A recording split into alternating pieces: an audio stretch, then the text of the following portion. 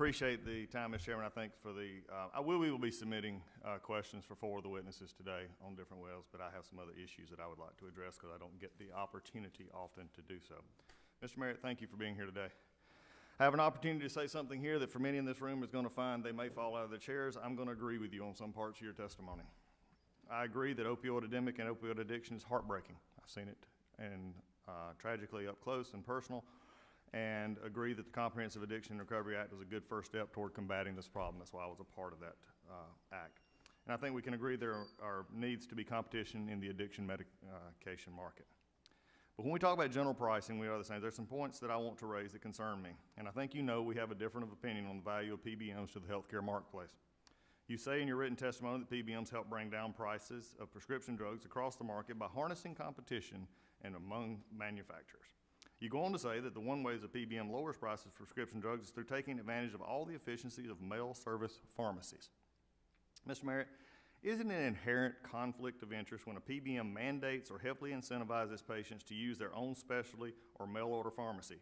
Can you please explain how steering patients to a PBM-owned specialty or mail channel allows for greater competition in the marketplace?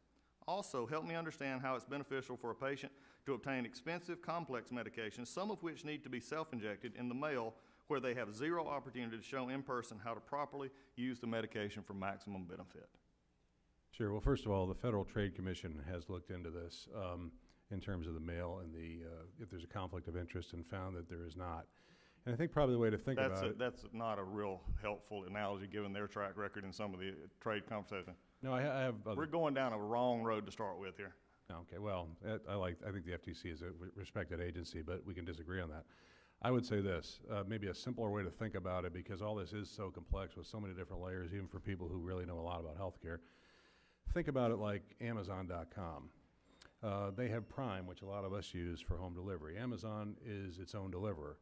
Would it be smart to force them to use Federal Express or UPS or some other higher cost carrier to deliver their goods? Would that be better for consumers? Would that take advantage of scale? No, I think it would cost more. It wouldn't add any value to consumers. And the fact that we work with mail service pharmacies, often that we are partner with or own, adds value because we can deliver those products cheaply and more effectively to consumers. Well, I think that's even under question, because even a study that was done from taxpayers says that you're 83% higher than most community pharmacists serving through a mail order. So, I mean, this is the problem that I have. I understand that PBMs will usually pay the pharmacy one amount for dispensing a drug, but charge a payer a different amount, referring to this as the spread. CMS is aware of this and have changed Part D rules to account for this practice, which is inflating patient costs. Can you explain to me and the rest the often large differential in the spread between what PBMs reimburse pharmacies versus what you charge health plans? And couldn't you say the system dollars, which is actually what your own website says that you supposedly do, by lowering that spread? Well, first of all, we don't work for the pharmacies. We work for the employers and the consumers who go there. Right, so most of your members own pharmacies. No, but we let's don't work. Let's at least get this straight. We don't work for drugstores. Our job is to negotiate. No, you own them. No, that's a different story. We own the PBM. Yeah, we don't want to talk about that story. The vertical integration is a problem here. Well, if you give me just a second, I will talk about it and answer your question. PBMs are hired by employers to negotiate against and with drug companies and drug stores to make sure that people get access to the medications and drug stores they need, but that we also use the competition in those spaces. For instance, where there are numerous brands or brands and generics that treat the same conditions, we want to encourage people to use the least expensive one. Same is true with drugstores. Some local drugstores are more expensive than others. We want to encourage people to use the more affordable drugstores.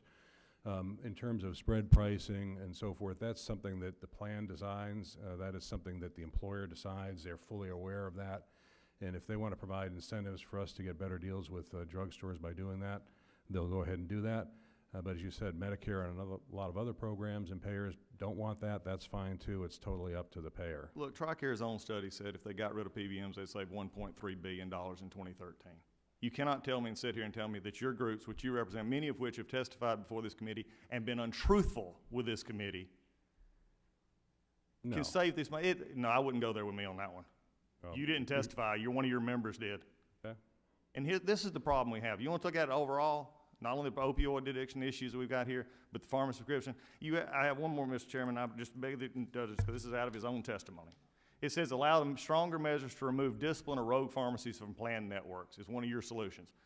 I don't think you need any more power, because right now you're removing pharmacies that actually try to compete in their marketplace and serve them on regular means. You don't need more power to go after them. You've got plenty right now controlling 83% of the market. You're a business model that suffers and forces customers to have problems, not the other way around. The last thing we need to do is give PBMs more power. Thank you, Mr. Chairman. I yield back. I'm sorry. Mr. Mayor, you can respond if you choose to.